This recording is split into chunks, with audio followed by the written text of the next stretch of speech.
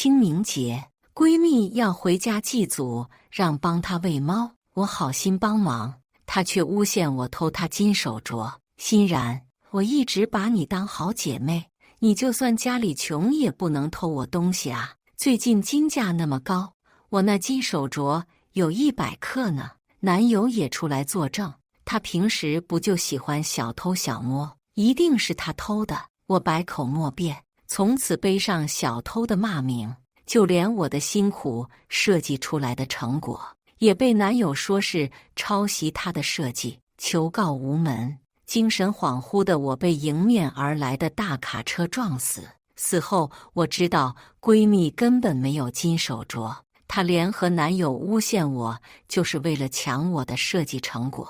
再睁眼，我回到了上门喂猫的这天。亲情长相守，真情在人间。大家好，我是秋兰，欢迎观看《真情人间》。欣然，你可别忘了帮我喂猫哦。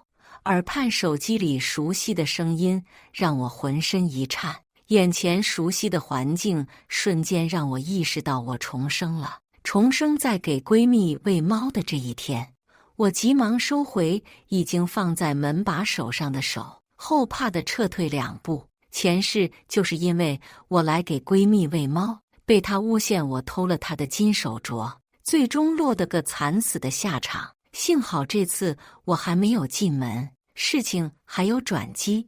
我急忙跑到楼下的数码店，买了个针孔摄像头。这一世，我要让你们都付出代价。重新回到张如雪的家里，我抱起团团一顿狂撸。张如雪这个人不怎么样，可她养的猫却乖顺无比，不管怎么撸都不会反抗。帮团团加了新的猫粮，这才带着铲的屎离开。晚上6点，门口传来急促的敲门声。上一世也是这个时间，张如雪和警察一起找上了门，他们的身边还有我的男友刘成河。打开门，场景跟上一世一模一样。我抬眼看向刘成河，他心虚地摸了摸鼻子。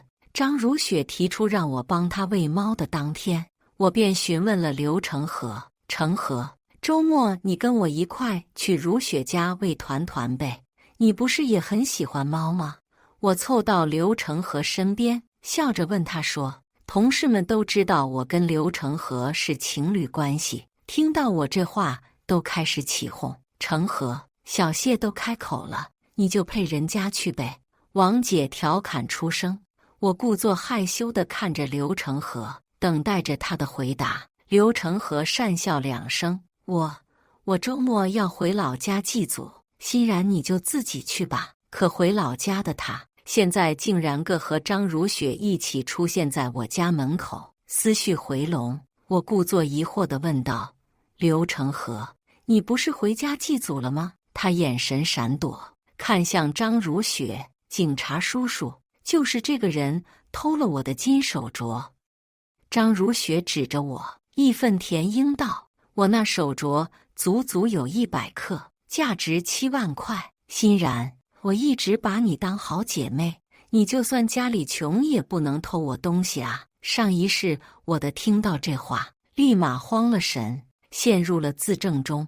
可刘成河却淡淡的来了句：谢欣然，你平时不就喜欢小偷小摸的吗？拿了人家的手镯就赶紧拿出来。就因为他这话，警察断定是我偷了张如雪的手镯，让我赔给了张如雪7万块，这才了事。这一世，刘成河仍旧说出了这句话，可我却没有丝毫反应。警察同志，凡事要讲究证据，既然张如雪说我偷她的手镯，她得拿出证据才行。我倚在门框上，不紧不慢地开口。张如雪和刘成河对视一眼，看到了彼此眼中的慌乱。就是你，除了你去过我家，没有旁人去过。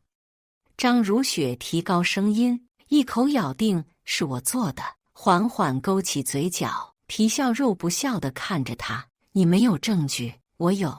我将早已准备好的监控视频交给警察，证明了自己的清白。可张如雪却不想放过我，谁知道你录完视频有没有折返回去？我的金手镯丢了，就是你拿走的。你家里原本就贫穷，100颗的手镯是你一家人一整年的收入了。没有理会乱叫的张如雪，而是看向警察同志。警察同志，至于张如雪说的我折返的这个问题，相信你们查一下电梯的监控就知道了。时间也不早了，我需要休息了。警察听出我的话外音，跟我道歉后直接离开。张如雪还在骂骂咧咧，我一个眼神过去，吓得他拔腿就跑。刘成和跟在我身后进了出租屋，但他一句解释都没有，我也没有理会他，径直去了书房。没想到书房的电脑竟然没关，上面还登着一个微信，鬼使神差的点开查看，是刘成和的微信。此时他正跟张如雪一起抱怨谢欣然竟然如此戒备，竟然没有诬陷成功。我都能想到男友发这条消息时的神态，必定是咬牙切齿。成和哥，不要慌，他那设计成果肯定是你的，我们不是早就准备好了吗？明天就让他身败名裂。我急忙拍照，留好证据。出了书房后，刘成和便走进去。很快，他一脸慌张地走出来。欣然，你刚刚没有看我的微信吧？他结结巴巴地开口。我瞥了他一眼，摇摇头。顿时，刘成和松了口气。第二天，刘成和早早地出了门，我没有在意。今天便是汇报的日子，确保自己没有落下东西后，我这才出门。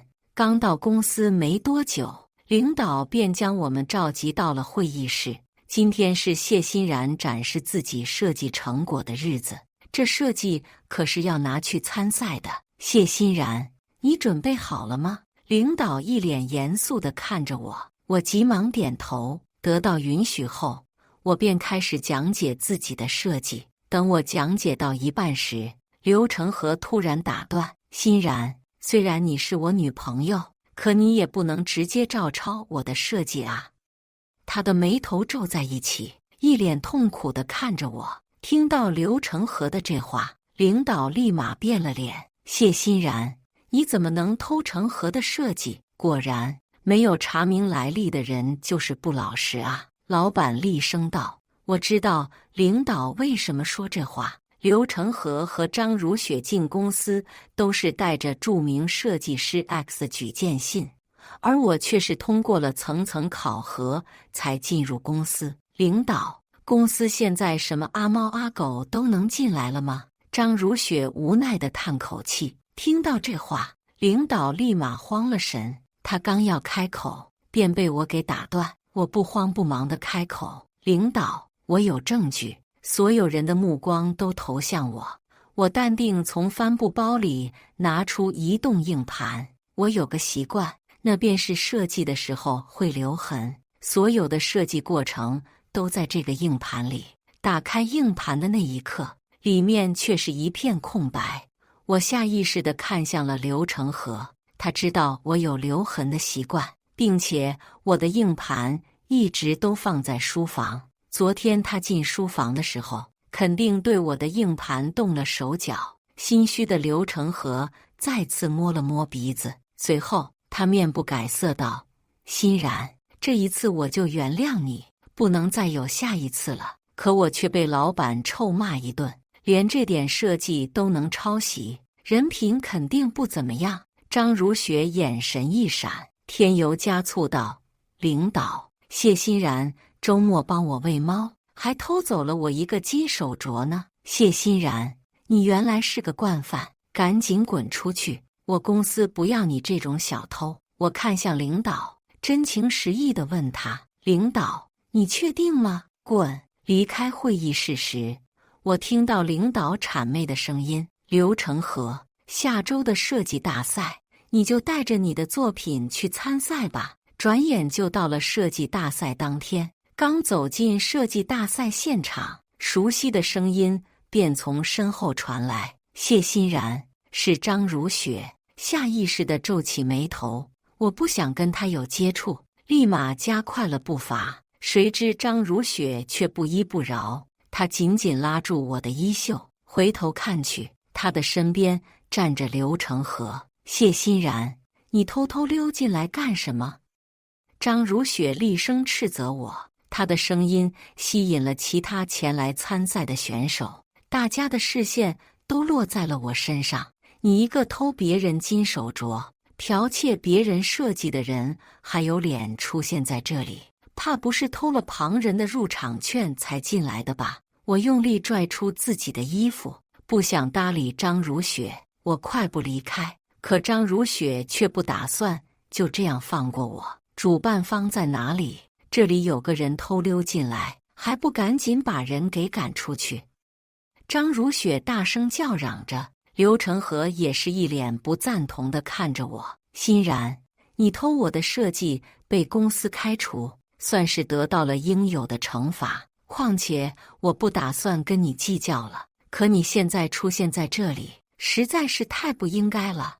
我沉默地看着面前的刘成河，想看看他的狗嘴里还能吐出什么象牙。谢欣然，我没有你这么不要脸的女朋友。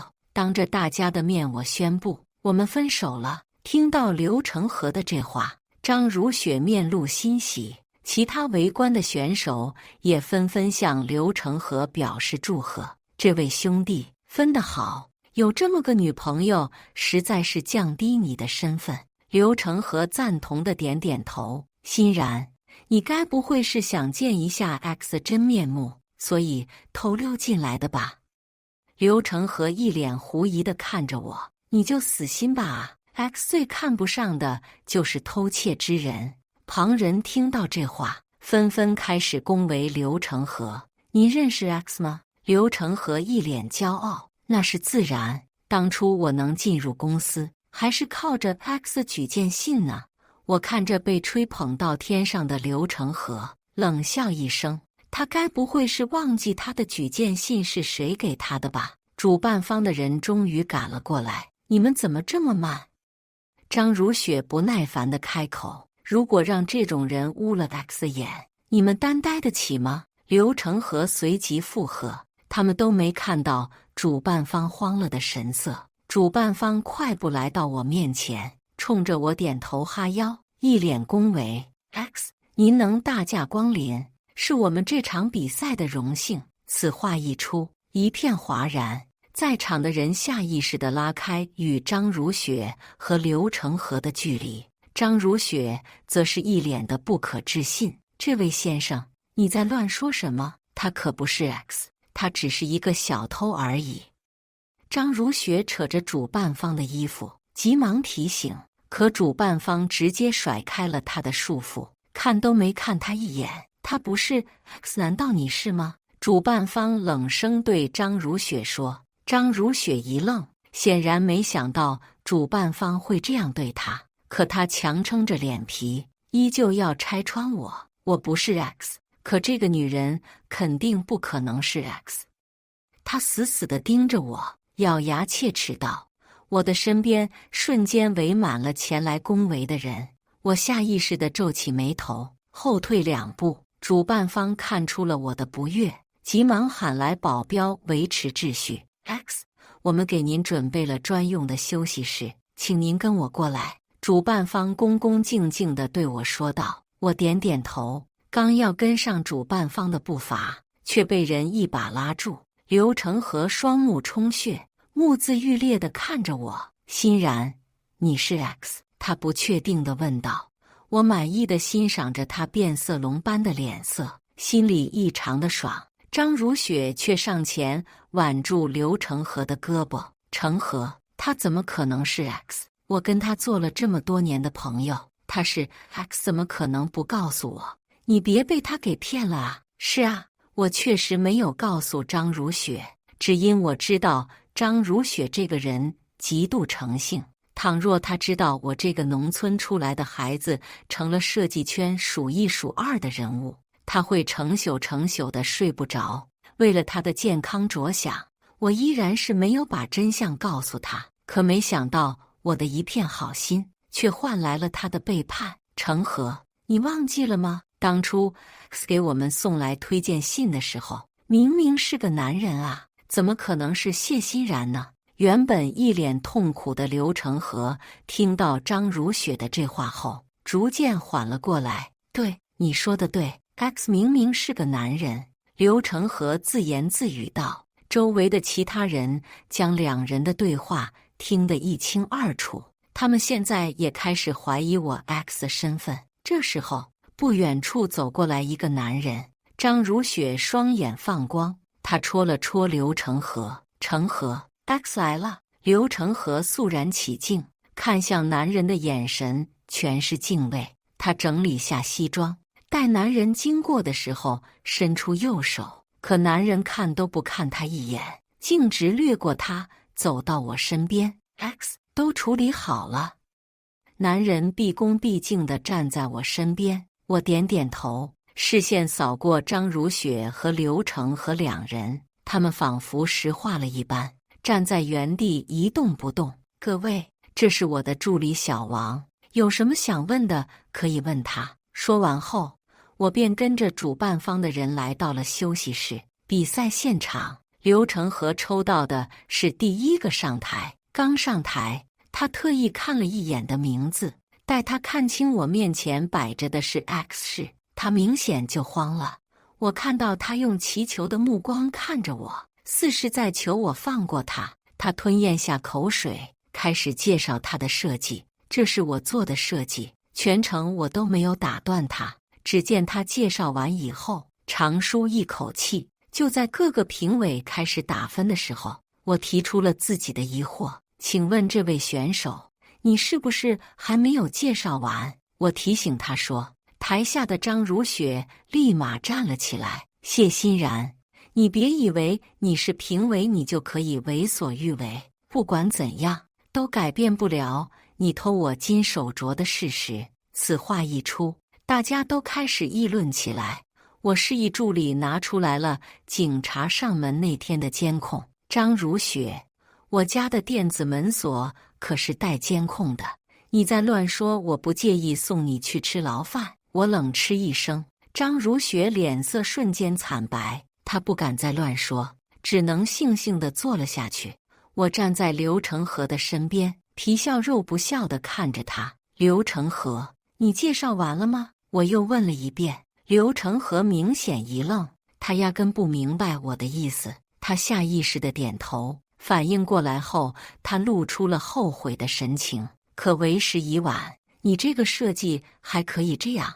我将他的设计重新演示了一遍，比他刚刚介绍精彩了100倍。我刚演示完，台下便传来雷鸣般的掌声。刘成河面无血色地站在我的身边，他的双腿开始发抖。刘成河，你自己的设计你为什么不知道呢？我面带微笑，闻刘成河说。刘成河支支吾吾，却说不出来一个字。我冷笑一声，示意助理上台，因为这个设计是你偷的我的。这时候，助理将我早已备份好的设计过程拿上台。欣然，看在我是你男朋友的份上，求求你不要这样对我。刘成河紧紧拉着我的衣服，一脸哀求地看着我。你忘记了吗？刚刚你在大家的面前宣布我们已经分手了。我挑挑眉，用他的话回对他。欣然，我刚刚说的是气话，我最爱你了，怎么可能跟你分手呢？戏谑地看向张如雪，此时的她正用仇恨的目光盯着我。我没有理会她，直接将证据在大家的面前播放出来。瞬间，比赛现场热闹了起来。没有想到，第一个上场的选手就是抄袭的啊！他抄袭谁不行，非得抄袭评委行。这下好了，踢到铁板了吧？刘成河赶紧摇头，我没有。他拉着我的衣袖，让我替他解释。谢欣然，你快说我没有啊！我没有理会他，回到评委席，示意比赛继续。保安上台，将发疯的刘成河拖了下去。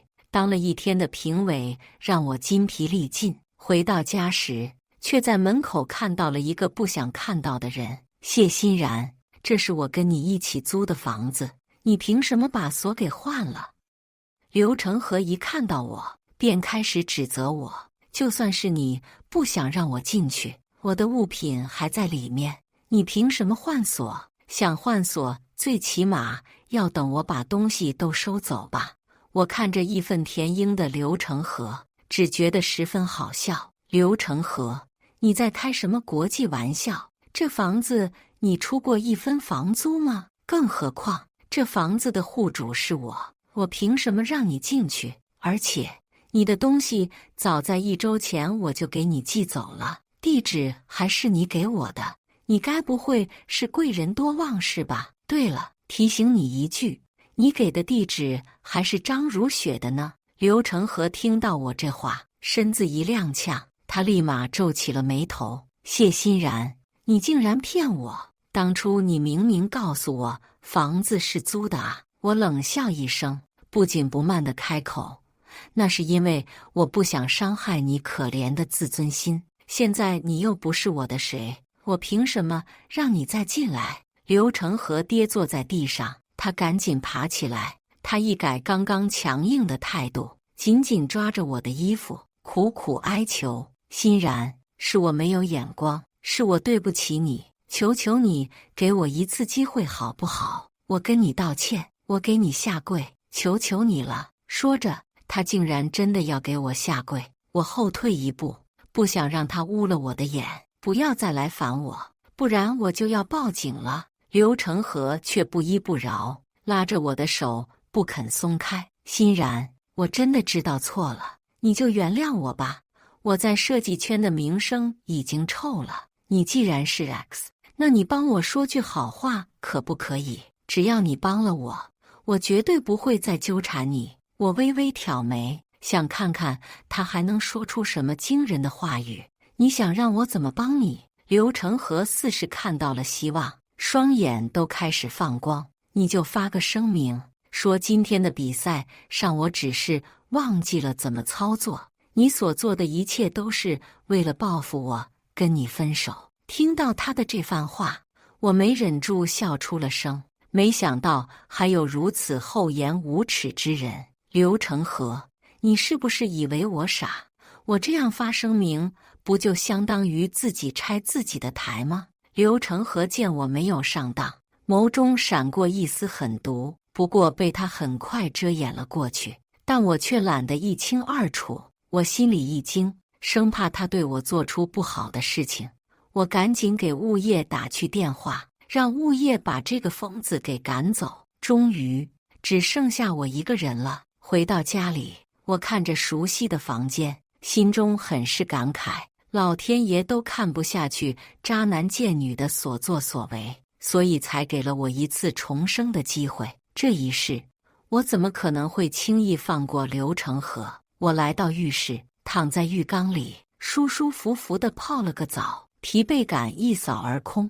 这还是我重生后第一次好好享受生后。之前的时间我都在准备证据，没有好好休息。翌日一早，我被砸门声吵醒，我蹑手蹑脚地来到门口，并没有开门，而是屏住呼吸，听着外面的动静。成河，我们在这里砸了这么久，谢欣然都没有开门，他是不是没有在里面啊？张如雪不耐烦地对刘成河说。张如雪竟然也在，她肯定在里面。我昨天蹲了他一晚上，他都没有出门。刘成河咬牙切齿道：我们2个好不容易才进了大公司，不能因为他的原因被开除，我们只能在这里蹲他。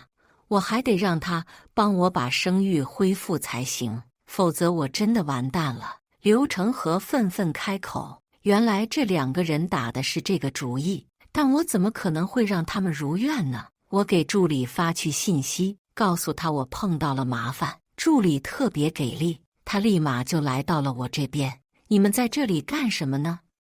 助理怒吼一声，透过猫眼看到张如雪和刘成和2个人被吓得浑身一抖，他们2人完全没有了在我面前嚣张的气焰。我们都是 X 朋友，想跟 X 叙叙旧。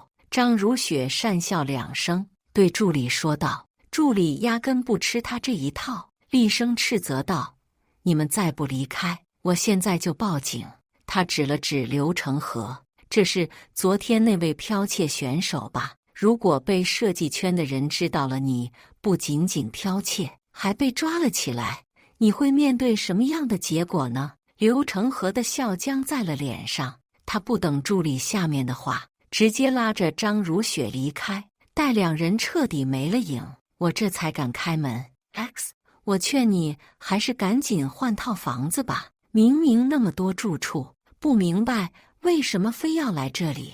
助理的语气很是无奈，我尴尬地扯了扯嘴角，这不是习惯了吗？更何况这里距离比赛的地方最近，我顺便就过来了。助理还想絮叨什么，我立马制止了他。今天就帮我把家给搬了，明天就把房子挂出去。助理这才满意的点点头。吃完饭的时候，我接到了领导的电话：“欣然啊，你早说你是 X 啊，害我以为张如雪和刘成河是宝呢，原来他们是草。”他会这样说我并不希望，毕竟给张如雪和刘成河两人的推荐信上有我 X 署名。我没有大话，无事不登三宝殿。我想听听他还想说什么。X 啊，你就当我之前的话没说过，你继续回来上班好不好？薪资待遇给你翻2倍，不对，翻5倍怎么样？之前是我的不对，您大人不计小人过，就原谅我这一次吧。我冷笑一声：“领导，你当初骂我的话我还记得呢，记得把赔偿给我哦，不然我就告你。”说完这话后，不顾电话那头的哀嚎，我直接挂断了电话。助理无奈地看着我，我尴尬地扯扯嘴角，收拾东西搬家吧。助理的速度很快，1天的时间就帮我把东西全都收拾好了。等我搬到另一个住处的时候，他便通知我已经把房子挂了出去，并且他告诉我，刘成河还一直在楼下蹲我，让我小心为好。我吃了个葡萄，无所谓的摆摆手。我现在已经搬家了，他无法把我怎么样。谁知道刘成河和张如雪竟然搞起了骚操作。就在我睡美容觉的时候，我接到了助理的电话：“ X， 你快上完看一下吧。”张如雪和刘成和2个人正在开直播呢。此话一出，我瞬间没了困意。挂断电话后，按照助理说的，开始搜张如雪和刘成河的直播间。果然，这2个人正在直播间里卖惨。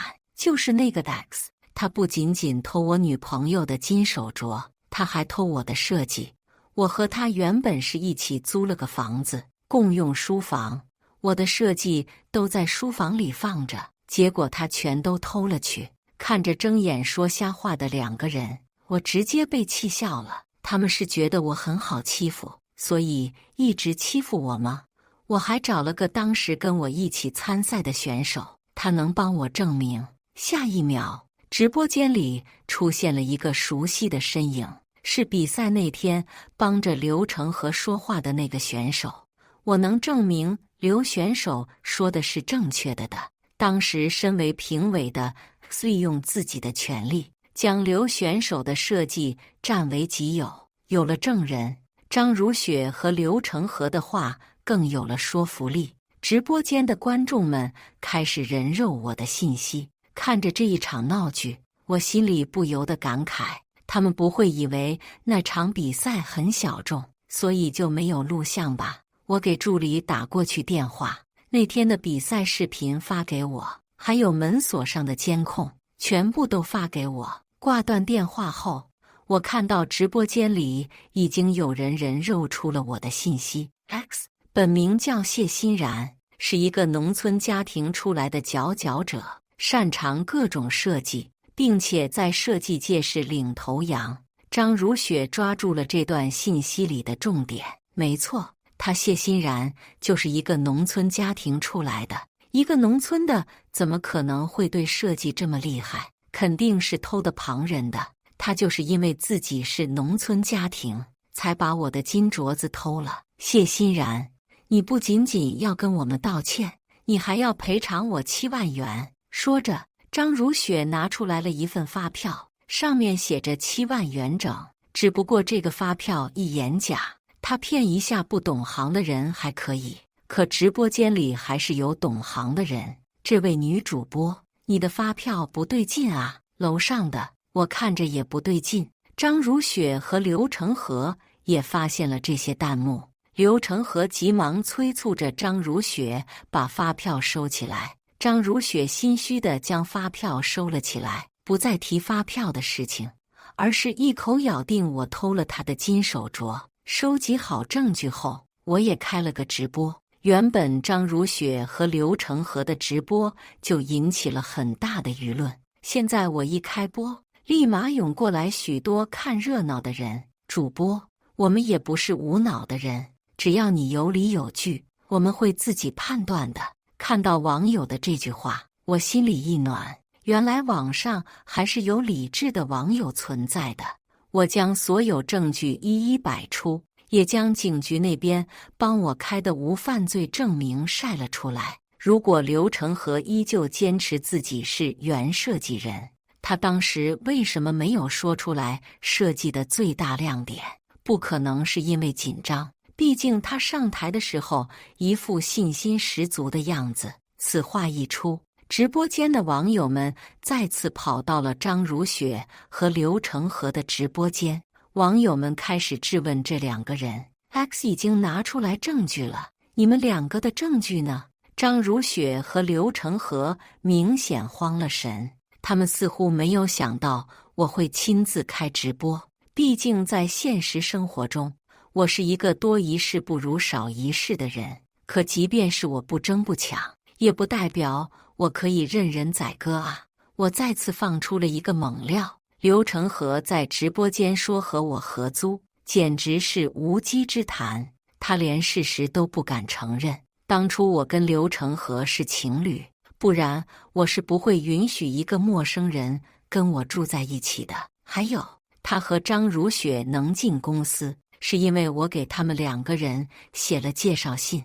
可是他们两个不知道什么时候背叛了我，他们在一起了。听到我这话，网友们再次去张如雪和刘成河的直播间跟他们对峙。不过我很佩服他们，竟然能一直坚持着不下播。跟我想的一样，他们咬死都不承认出轨的事情。谢欣然，你不要血口喷人。我和刘成河在一起的时候，你们已经分手了。我一直都在看他们的直播，在看到张如雪说这话的时候，我没忍住叹了口气。都到这个时候了，张如雪竟然还在死鸭子嘴硬。我将他们两人的聊天记录给放了出去，并且把我和刘成河在一起的时间线也贴了上去。刘成河不仅仅是出轨了张如雪一个人，他还跟另一个人聊得火热。不过我没有去管另一个人是谁，毕竟不重要。在我知道他出轨的那一刻，我就决定不要他了。有了这个猛料，网友们再次冲进了张如雪和刘成河的直播间。原本还信誓旦旦的张如雪，看到网友们的评论后，立马质问刘成河。刘成河却死都不承认，一口咬定我是在诬陷他。见刘成河一副不见棺材不落泪的样子，我将他跟另一个女人的聊天记录放了出来。聊天记录里，刘成河说他跟张如雪是逢场作戏，只有看着张如雪才能将我的设计偷到手。张如雪一看到这个聊天记录，整个人都炸了，她冲着刘成河拳打脚踢。可一个女人怎么可能是一个男人的对手？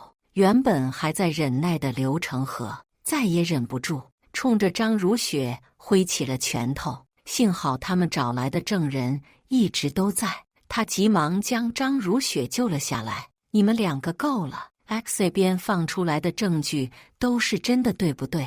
你们从始至终都在骗我，对不对？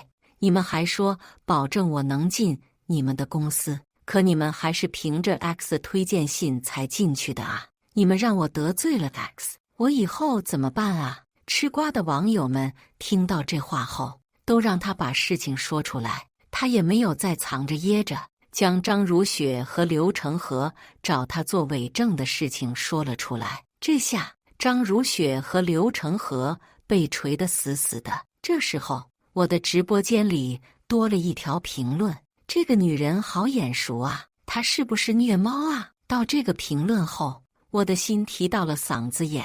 团团那么可爱，她竟然虐待团团。此话一出，另一个网友也站了出来。他来我这里买过很多次安眠药，他说他的猫不听话，要给他的猫吃安眠药。还有网友也出来证实，我跟他是一个小区的，他曾经虐待流浪猫，被我看到了。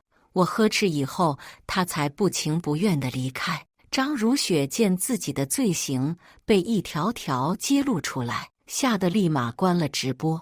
我看到张如雪的这个举动，便知道网友们说的话全是真的。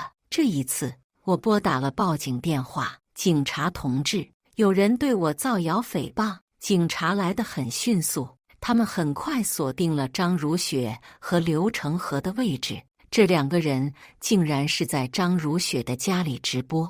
我提出跟着警察一起过去，警察也同意了。很快，张如雪和刘成河便被警察逮捕了。警察冲进张如雪家的时候，他正和刘成河扭打在一起。刘成河原本只看到了我，没有看到警察，他疯了一般向我冲过来。谢欣然，都怪你，现在老板把我给炒了，你开心了吗？你去死吧！看着冲过来的刘成河，我并没有躲闪，他还没有碰到我，便被警察给控制住了，又多一条罪名。我小声地说了句。张如雪和刘成河一看到警察，瞬间就慌了。警察来干什么？我们只是直播而已，跟你们有什么关系？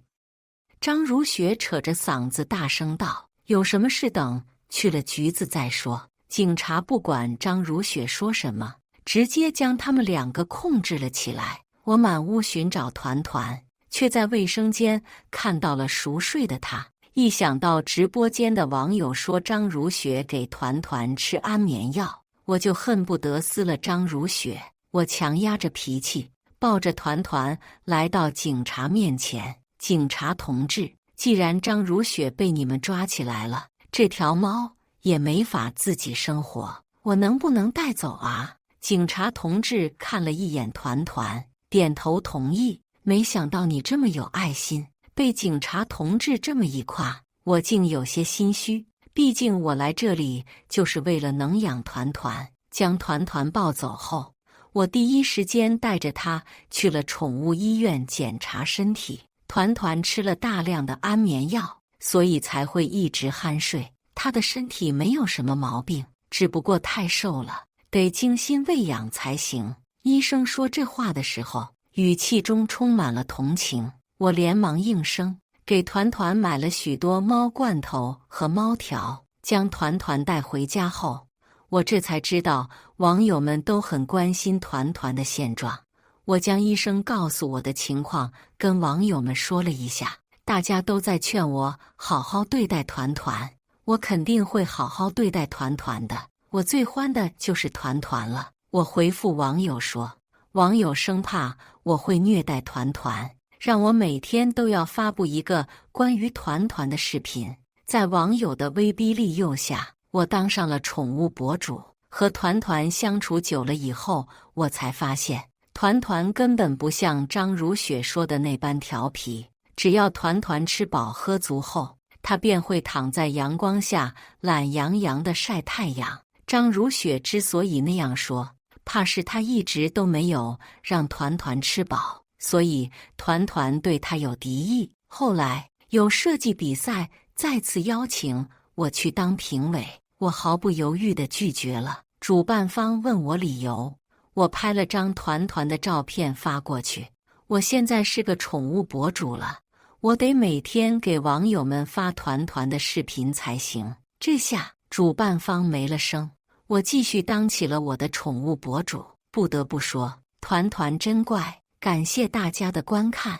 欢迎大家在下方评论区讨论。如果你喜欢这类故事，记得点击订阅《真情人间》，并分享给更多的人，这会对我帮助很大。再次感谢大家的观看。